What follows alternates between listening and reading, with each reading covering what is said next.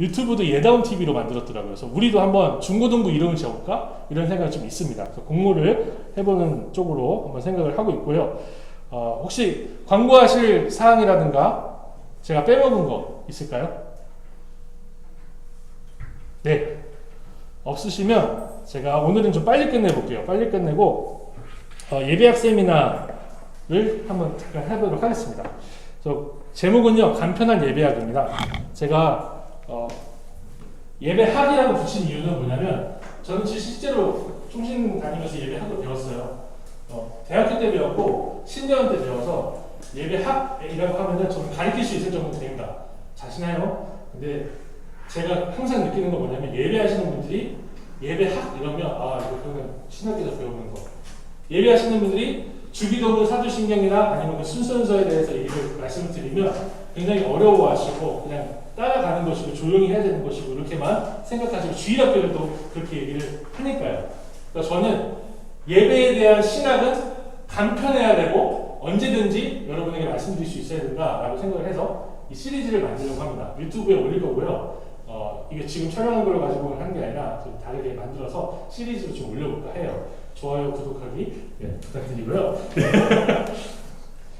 자, 첫 번째 질문부터 해서 질문을 제가 쓰면 대답하는 쪽으로 이렇게 하겠습니다. 여러분 앉아 계시거나 온라인으로 참여하실 때 질문을 한번 저한테 주세요. 그러니까 DM이 아니죠. 카카오톡으로 주시거나 오픈 채팅 올려주시면 제가 그걸 참고해서 더 만드는데 도움이 될 것 같아요. 예배는 무엇일까요? 라고 질문하면 저는 예배를 한마디로 정의하겠습니다. 감사. 다시 말해서 예배는요, 사도들의 가르침을 따라서 그리스도 예수의 이름 안에 모여서 감사하는 것, 그게 예배라고 정의할 수 있을 것 같아요. 찬양과 기도와 말씀을 읽는 것에 감사가 포함되어야 한다는 말씀입니다. 근데 여기 제가 조금만 준비한 것보다 조금만 어렵게 하면은 그 성찬식이 헬라어로 무슨 말인지 아세요 혹시? 성찬식? 성찬식이 뭔지 아는 사람? 성찬식이 뭔지 아세요? 예수님이 죽으시기 전에 떡을 떼서 살이다 하고 먹이시고 포도주를 피다 하고 먹이신 그 성찬식이에요. 근데 예배에서 가장 중요한 요소가 뭔지 아세요?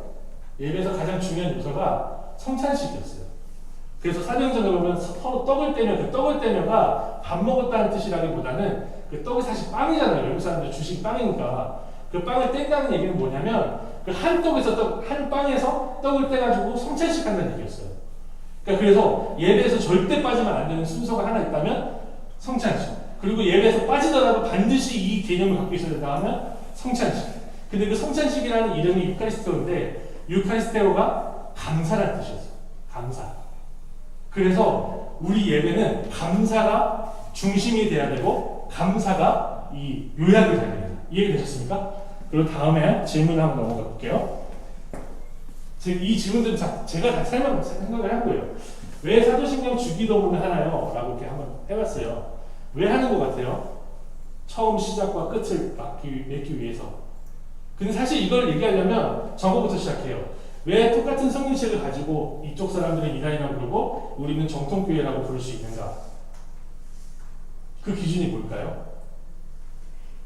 성경책을 어떻게 해석해 나라에 따라 다른 것 같아요. 그렇죠. 성경을 어떻게 해석하냐에 따라 다르죠. 근데 그 기준을 조금 더 가볼게요. 좀 자세하게 가볼게요.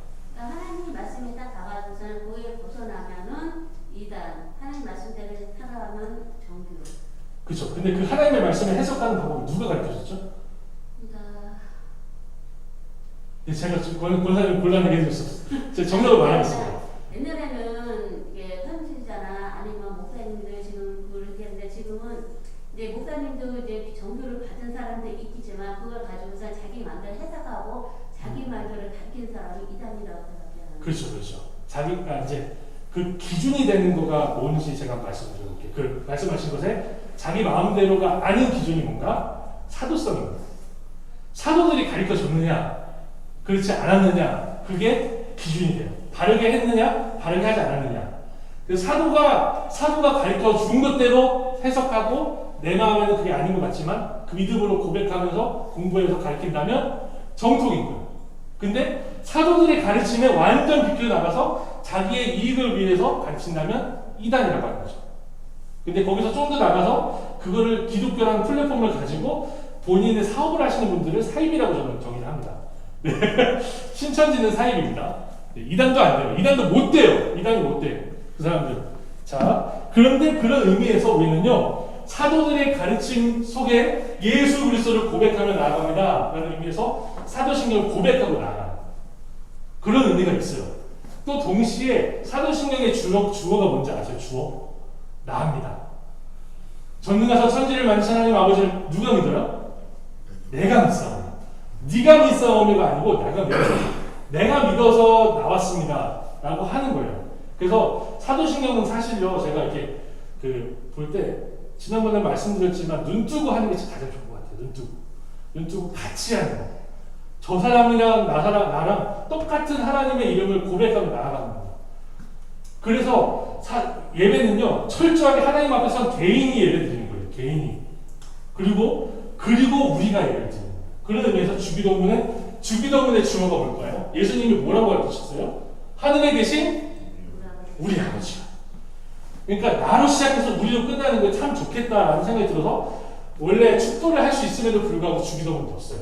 교육을 위해서도 넣었지만 이런 의미가 분명히 있습니다. 우리가 한 하나님의 이름을 똑같이 맞춰서 토시 하나 안 틀리고 고백할 수 있는 거, 그게 예배고요. 한 예수 그리스도가 가르치신 대로 함께 기도할 수 있는 거, 우리 아버지를 부를 수 있는 거, 그게 예배라는 것입니다. 자, 한번 넘어가 볼게요. 지금 예배 순서는 어떻게 시작됐나요? 라고 제가 질문을 한번 넣어봤어요. 어떻게 시작된 것 같아요? 초대교회 예배 순서지는 없었습니다. 네, 초대교회 예배를 어떻게 드렸고 어떻게 드렸다라고 기록된 거는요, 간단하게 메모지만 발견이 됐어요. 그런데 한 가지 확실히 아까 말씀드린 거 있죠? 성찬식을 했습니다. 예수님 앞에 예수님께서 흘려주신 피와 살을 마주 대하면서 그리스도 안에서 우리가 연합했다라는 것을 하면서 모였어요. 찬송도 하고 기도도 했던 것 같아요. 예언자가 나와서 예언도 했던 것 같아요. 방언을 막 기도했다라고 고린도전서에 나오잖아요. 예언도 하고, 네, 그랬던 것 같습니다. 그런데 이 기독교가 로마의 국교가 됩니다. 313년 밀라노 칙령에서 국교가 되고 나서 저는 콘스탄틴이 천국 가나 지옥 가나 그런 관심이 없는데 그분이 기독교를 이용하신 건 맞아요. 왜냐하면 정황들이 있거든요. 근데 그분이 그렇게 하고 나서 교회가 국교가 되어버렸어요. 나라의 종교가 되어버렸어요. 그리고 나서 어떻게 했죠? 확 타락해요. 근데 나라의 종교가 되어버리다 보니까 순서가 필요한 거예요. 그리고 그 모든 동원할 수 있는 악기들이 다 동원하고, 그래서 굉장히 화려한 예배당도 짓고, 그리고 예배당 안에 화려한 오르간 막 파이프 오르간 이런 거 지금 몇 천만 원씩 하는 거 다 이렇게 넣어놓고, 또 음악도 막 발전하죠. 바하라든가 베토벤이라든가 이런 사람들 거의 다 교회 음악 하신 분들이에요. 그러니까 그렇게 음악하면서 교회의 순서가 아주 예배의 형식과 순서가 정교하게 발달해버렸어요.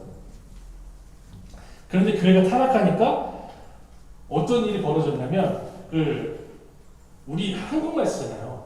근데 라틴어만 거룩한 언어라고 생각한 거예요. 그래서 예배 드릴 때는 설교도 라틴어로 해야 되고, 그리고 찬송도 라틴어로 불러야 된다라고 한 거예요. 문제는 뭔지 아세요? 라틴어는 사어예요. 그 당시에도. 죽은 언어예요. 그래서 라틴어를 배우려면 우리 한번 배우듯이 평범한 사람들은 라틴어를 배울 수가 없는 거예요. 양반이나 귀족 자제들이나 라틴어를 배울 수 있는 거죠. 그래서 양반이나 귀족 자제들이 사제가 됐습니다. 돈 주고, 공부도 안 하고 돈 주고 사제가 됐어요. 그러니까 그럴 정도로 그렇게 됐어요. 그러니까 평신도들은 오면요, 라틴어를 모르니까 앞에서 사제가 무슨 말 하는지 하나도 몰라요. 무슨 의미로 설명하는지 하나도 몰라요. 그럼 어떻게 될까요, 점점? 구경거리가 돼요. 구경꾼이 돼요. 이 예배 와가지고 구경하고 오는 거예요. 하루 종일. 그러니까 1시간, 2시간 미사가 굉장히 길거든요. 한 2시간 정도 성찬까지 다 하는데 구경하는 거예요. 다 라틴어로 하니까. 뭐 하는 거지? 사제들은 점점 타락합니다. 자기가 라틴어로 하는 말이 뭔지도 모르면서 라틴어로 하는 거예요. 거룩한 말이니까. 그렇게 자연스럽게 예배는 성직자의 일이고 성도는 앉아서 구경하는 것으로 타락을 했다가 종교개혁이 와서 모국어로 예배를 드려야 했다. 한국 사람은 한국어로, 영국 사람은 영어로, 프랑스 사람은 프랑스어로 예배를 드려야 된다라는 운동이 일어나면서 그러면서 예배를 정하게 돼서 지금의 형태로 온 거예요. 그래서 말씀을 듣고 말씀을 해설하고 말씀에 대해서 찬양하고 시편으로 노래하고 그런 게 지금 형식으로 오게 된 겁니다. 이 설명 좀 많이 드렸는데 마지막 질문 한번 이어가 볼게요. 예배당, 교회, 성전 무엇이 맞나요? 무엇이 맞는 것 같습니다. 우리 예배당을 가리키는 용어. 네. 예배에 대해서 이걸 집어넣은 이유는요. 예배의 장소를 빼놓지 않고는 예배에 대해서도 얘기를 할 수가 없기 때문에 그랬어요. 성경이 가르치는 교회는요. 교회, 에클레시아, 처치 하면은 다 사람이에요. 교회 건물 이거를 교회라고 부른 적이 없습니다. 그러니까 우리가 교회예요. 부평 동부교회 하면 교회가 뭐였다 그러면 우리가 교회인 거예요. 예수님 이름 안에 있는 우리가. 그런데 이제 그래서 예수님을 믿는 사람들, 교회가 모이는 집, 집당 짝 써가지고 교회당, 예배드리는 집 해가지고 집당 써서 예배당이라고 부르기 시작한 거죠. 이 예배당은요, 말씀을 잘 가르치고 또 찬양하기 위해서 참 필요합니다. 왜냐면 세상에 나가서 여러분 부평시내 한 가운데서 찬양 불러봐요. 욕 먹고 눈치 보이고 믿음이 강한 사람들은 예배 드릴 수 있을지 몰라요. 믿음 처음 믿는 사람들 거의 참여할 수 있겠어요? 그런 의미에서 예배당이 필요해요. 그래서 예배당을 짓는 거, 예배당을 확장하는 거, 아니면 예배 드릴 처소를 구하는 거 참 중요한 문제라고 저는 생각을 합니다. 우리나라에 처음 복음이 들어올 때 핍박이 되게 심했어요. 그래서 절두산이라고 여러분 아세요? 양화진에 있는 절두산이 있는데 목을 잘라가지고선 산처럼 쌓아서 절두산이에요. 절두산. 근데 그런 양화진에 있는 그런 핍박이 있을 정도로 천주교 핍박이었거든요. 근데 기독교가 들어왔는데 똑같은 핍박을 해요. 왠지 아세요? 조상한테 제사 지내면 안 된다고 하니까. 조상한테 제사 지내는 게 우상숭배라고 하니까, 그러니까 이런 에미에비도 못 알아보는 놈들 하면서 집에서 쫓아내고 매질하고, 심지어 노비가 예수를 믿었어요. 근데 노비가 예수를 믿었는데 이제 양반이 경상을 안 하잖아요. 그렇죠? 그러니까 밥도 같이 안 먹어요. 성찬식 어떻게 하겠어요? 그렇죠? 무슨 말인지 모르겠어요? 백정이랑 저 정승 대감이랑 같이 예배를 못 드린다고요. 그러니까 예배당을 빨리 지어야겠다라는 그 필요가 있었어요. 심지어는 이 선교사님들 중에 맥켄지라는 선교사님이 있는데 예배당을 지으려고 건축헌금으로 쓰려고 자기 사비를 털어가지고서 온 거예요. 이렇게 어느 교회에서 지원해서 온 것도 아니고 자기 돈으로 왔어요. 그러니까 돈이 부족하죠. 그러니까 예배당 지으려고 돈을 아껴서 입는 것도 한국 사람처럼 입고 먹는 것도 한국 사람처럼 먹어요. 외국 사람들 고기 엄청 많이 먹습니다. 채소랑. 알아요? 단백질 엄청 잘 섭취하는데 총각김치 먹고 쌀밥도 아니고 보리밥 같은 거 먹은 거예요. 영양실조랑 열병에 의해서 죽었습니다. 그 정도로 예배당 짓는 거에 대해서 열심을 갖고 있었어요. 문제는 6.25 전쟁이 났습니다. 예배당이 다 초토화 됐어요. 건물이랑 건물, 우리 국토에 있는 건물들 다 부서졌어요. 그렇죠? 그리고 나서 교회가 모여야 되는데 전쟁이 끝나고 나서 예배당 져야겠다라는 그 열심을 가지고 어떤 식으로 열심을 했냐면 집을 팔아요. 그 집 판 거를 돈을 내는 거예요. 건축원금. 근데 그때는 경제 성장을 하던 시대라서 집을 하나 팔아서 내면 2개를 살 돈이 들어오는 거예요. 그렇게까지 열심히 성전을 지었던 그런 역사가 있습니다. 문제는 일제 식민지 6.25 겪으면서 우리나라 역사랑 이 구약 성경에 나오는 이스라엘 역사랑 겹쳐 보이는 거예요. 심지어는 그래 보이니까 이 역사를 겹쳐 보이면서 구약 성경의 그 솔로몬 성전이 파괴되거든요, 한번. 그리고 다시 지어요. 그 장면이 6.25랑 겹치는 거예요. 다시 짓잖아요. 그러니까 성전에 대한 설교를 많이 하게 됩니다. 그러면서 예배당이 성전이 되버립니다. 그게 오해가 된 거예요. 그래서 목사님들이 설교를 하실 때 성전 건축 헌금하라 라고 설교를 하기까지 해버렸어요. 근데 그게 한두 분의 문제가 아니고 한국교회 전체의 분위기였습니다. 신학적으로 옳고 그름 따지기보다 그때 그 상황이 얼마나 절박했는지를 보여주는 거예요. 지금도 그렇게 생각하시는 분들이 많이 계세요. 그런 의미에서 성전이라고 하든지 예배당이라든지 어떤 분이 어떻게 얘기하든지 저는 이해하고 듣습니다. 그러나 개념은 뭐예요? 예배당이에요. 교회당이에요. 성전은 아닙니다. 어느 곳이 거룩하고 어느 곳이 거룩하지 않다라고 할 수 있겠습니다. 그렇죠? 우리가 주 예수 이름 안에 선 곳이 거룩한 하나님의 성전이라고 할 수 있어요. 왜냐하면 성령께서 우리 안에 들어오셔서 너희가 성전인 것을 알지 못하느냐.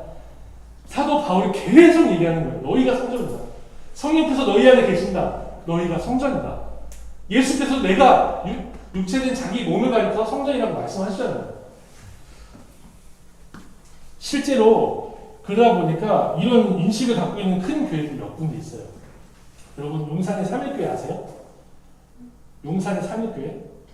전병호 목사님이 목회하시던 3일교회가 있는데 거기는 그 용산 그 저쪽 갑자기 여기 생각이 안 나요. 그 역에다가 여기 쭉 가면은 이제 3일교회 B관이라고 교육관을 하나 줬어요. 결혼식장까지 있는 엄청나게 큰 대형 빌딩이거든요. 그거 짓기 전까지 어디서 예배 드렸냐면 예배 초소가 부족해서 숙명여대 강당에서 예배 드렸어요. 그러니까 어떤 성전이 필요한 게 아니라 예배 드릴 공간이 필요한 거죠. 공간.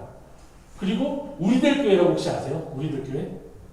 우리들 교회라고 지금 판교에 굉장히 큰 예배당을 지어놨습니다. 근데 그거 예배당 짓자고 헌금하자고 해가지고 진 게 아니고요. 성도님들이 불편해가지고 진 거예요. 자기 빚 하나 안 지고. 근데 그 전까지 어디서 예배 드리냐? 그리고 지금도 어떻게 예배 드리려고 하느냐? 삼성동에 있는 휘문고등학교에서 강당 빌려서 예배 드립니다. 분당우리교회 혹시 아세요? 이찬수 목사님이 심호하시는 교회인데요. 분당우리교회 기독교 학교인 학교에서 무슨 고등학교죠? 거기가? 기억이 안 나죠. 거기서 강당 빌려서 예배 드립니다. 네. 근데 한편으로는 지금 코로나 때문에 만약에 우리들 교회 같은 경우 휘문고등학교에서 했던 건데 거기서 코로나 때문에 안 물려줬대요. 그래서 판교 셰프, 판교 그 예배당이 없었으면 예배를 아예 못 드린 상황이 될 수도 있었던 거예요. 그래서 예배당을 짓는 것까지는 좋은데 예배당이 성전이 아니고 공간이 필요하다는 인식을 가지고 우리가 분명하게 접근할 수 있으면 좋겠습니다. 그래서 결론을 내려요. 이 말씀을 왜 자꾸 이렇게 드리냐면 온라인으로 예배 드리는 것에 대해서 말씀드리려고 하는 거예요. 예배당에 와야 거룩하게 예배 드릴 수 있느냐? 예배당에 와서 졸려서 자는 사람들도 있어요.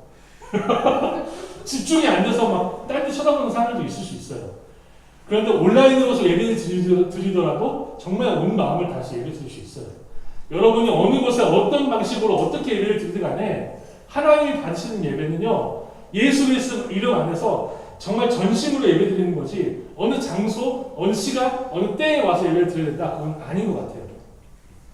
그런데 우리가 연약하기 때문에 예배의 장소에 안 오면 집중을 못하는 거예요. 그건 인정하시죠? 예배 장소에 우리가 코로나 바이러스가 끝나고 예배 장소에 마음껏 올 수 있을 때는 온라인 예배를 안 할 겁니다. 그러니까 여러분이 이 장소를 또 사모하시고 함께 모여서 예배를 드리시되 정말 내가 서서 주님 앞에 예배를 드리는 곳이 그곳이 성전이라는 분명한 인식을 가지고 주님 앞에 언제 어디서든지 어떤 모습으로든지 예배할 수 있기를 바랍니다. 네, 이렇게 한번